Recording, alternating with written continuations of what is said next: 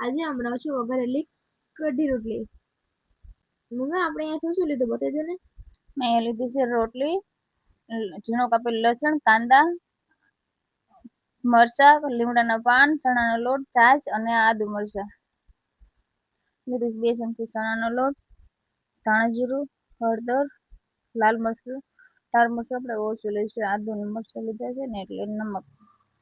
હવે આપણે એમાં થોડી થોડી છાશ નાખીને કઢીનો ગોળ તૈયાર કરી લઈશું.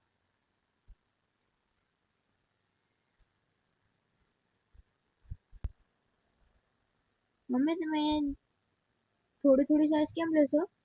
થોડી થોડી છાશ નાખો ને એટલે કઢીમાં જે ચણાના લોટમાં જે ગાંઠ હોય ને ગાંઠ નો રહે લમ્સ. આપણે થોડી થોડી છાશ નાખીને એકદમ મસ્ત ગોળ તૈયાર કરી લીધો છે. આપણે ખાટી છાશ લીધી છે, આપણે થોડુંક નાખશું પાણી. તેલ ગરમ થઈ ગયું છે, અમે 2-3 તીખા અને લવિંગ લીધા છે અને તમાલપત્ર. નાખશું રાઈ, જીરું, લીમડાના પાન ને આદુ મરચા કાંદા આપણે બધું જ તેલમાં સાતળી લઈશું.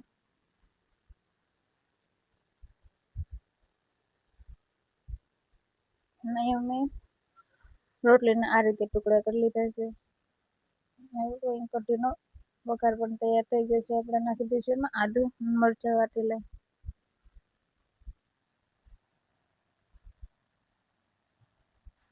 આપણા કઢીનો ગોળ તૈયાર છે.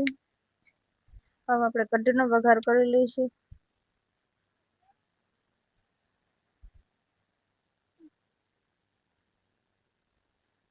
આપણે એને હલાવતા રહીશું, ધીમો ગેસ રાખીને ધીમે ધીમે હલાવતા રહીશું. આપણે કઢી બનીને તૈયાર છે ને આપણે આમાં થોડીક નાખી છે ખાંડ, ખાટી મીઠી થઈ.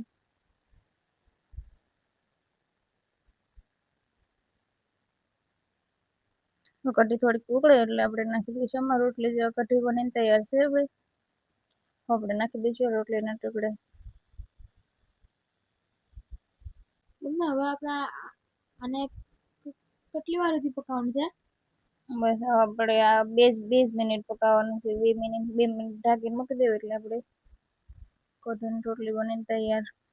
તો તૈયાર થઈ ગયું છે.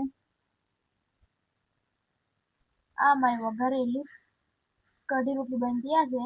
તો મમ્મી હવે આને ખાઈ લો. હા, ખાઈ લો. હા, તો તમે મને લાઈક શેર અને સબસ્ક્રાઇબ જરૂરથી કરજો. જય માતાજી, ધન્યવાદ.